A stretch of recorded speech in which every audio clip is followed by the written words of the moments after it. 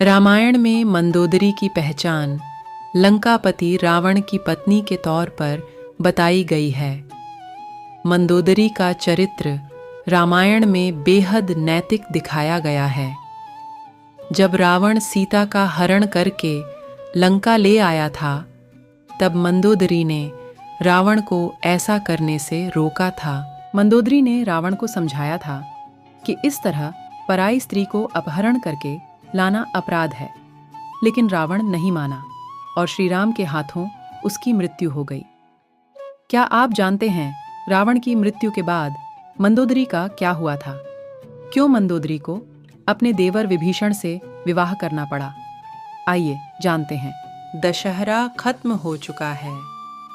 देश में जगह जगह रावण दहन हो गया है। युद्ध में रावण की मृत्यु के साथ ही जब राम की जीत होती है, तो उस दिन ही हिंदू धर्म में जीत की इस खुशी दशहरा त्योहार के जरिए जाहिर किया जाता है। रावण के परिवार में दो लोग सीता के अपहरण और युद्ध के खिलाफ थे। वो थे भाई विभीषण और पटरानी मंदोदरी।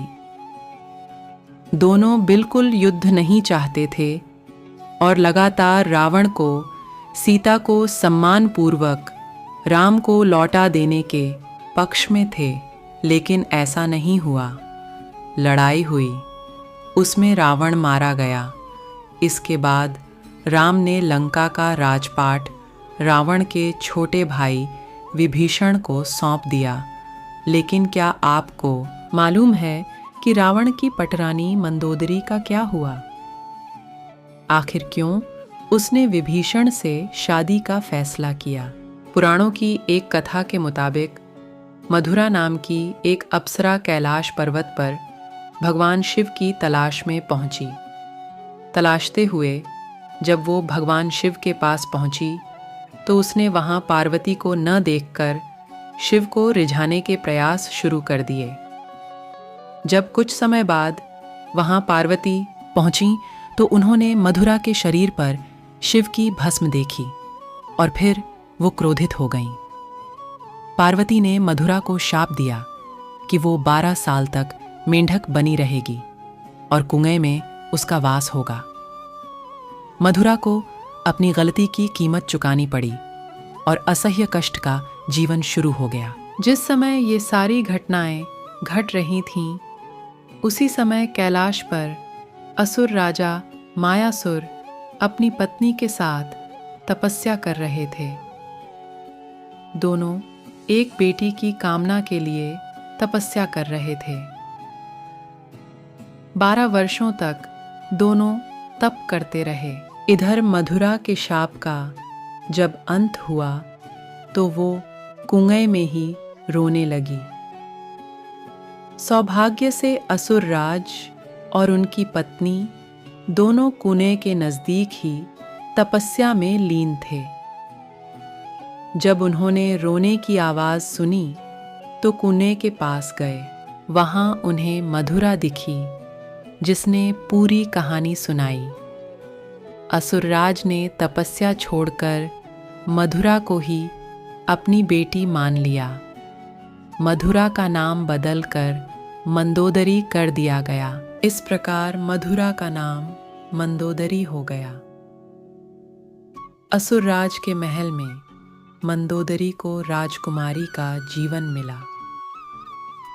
वो अपनी नई जिंदगी में बेहद खुश थी। लेकिन इसी बीच उसकी जिंदगी में रावण की एंट्री हुई। मंदोदरी के पिता मायासुर से मिलने रावण पहुंचा। वहीं उसने मंदोदरी को देखा और मोहित हो गया। उसने मायासुर से मंदोदरी का हाथ मांगा। मायासुर ने ये प्रस्ताव ठुकरा दिया, तो क्रोधित रावण मंदोदरी का अपहरण कर लाया। दोनों राज्यों में युद्ध की स्थिति बन गई। लेकिन मंदोदरी जानती थी कि रावण उसके पिता से ज्यादा शक्तिशाली शासक है। इसलिए मंदोदरी ने रावण के साथ रहना स्वीकार किया। मंदोदरी का चरित्र रामायण में बेहद नैतिक दिखाया गया है। जब रावण ने सीता का अपहरण किया था, तब मंदोदरी ने इसका विरोध किया। मंदोदरी बार बार रावण को ये समझाने का प्रयास करती रही कि दूसरे की पत्नी का अपहरण अपराध है, लेकिन रावण नहीं माना। आखिरकार राम के साथ युद्ध में रावण की बुरी पराजय हुई। वह मारा गया और मंदोदरी विधवा हो गई। रावण की मौत के बाद भगवान राम ने मंदोदरी को विभीषण से शादी का प्रस्ताव दिया था। उन्होंने समझाया कि विभीषण के साथ मंदोदरी की जिंदगी बेहतर रहेगी, लेकिन मंदोदरी ने इस प्रस्ताव को अस्वीकार कर दिया। कहा जाता है कि इसके बाद एक बार भगवान राम, सीता और हनुमान के साथ मंदोदरी को समझाने गए। तब ज्योतिष की प्रकांड विद्वान मंदोदरी को महसूस हुआ कि धार्मिक और तार्किक तौर पर, नैतिक तौर पर सही देवर विभीषण से विवाह करना गलत नहीं होगा। महसूस होने पर उसने इस प्रस्ताव को स्वीकार किया। विभीषण से उसकी शादी हुई।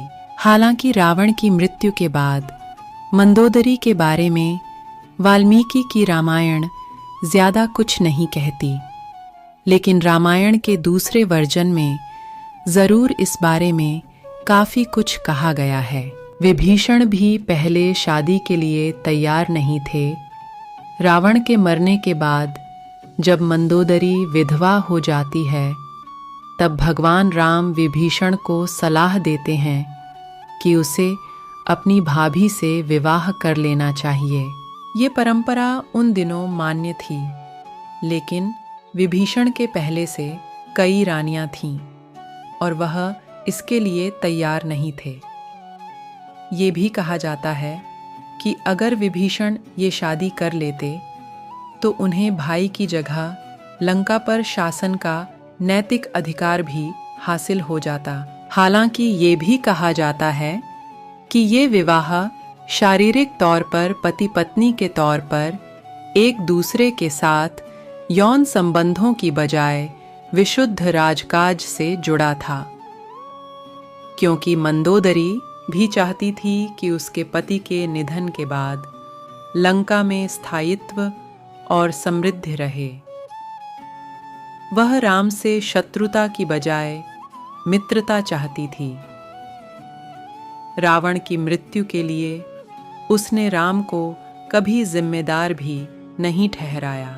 एक वजह ये भी बताई जाती है कि रावण के निधन के बाद मंदोदरी भी उसकी चिता के साथ सती होने जा रही थी, लेकिन राम ने उसे रोक लिया। इसके बाद मंदोदरी के पास देवर से विवाह करने के अलावा कोई विकल्प नहीं बचा था। वीडियो अच्छी लगी हो तो चैनल को सब्सक्राइब कर लें। धन्यवाद। मिलते हैं अगले वीडियो में।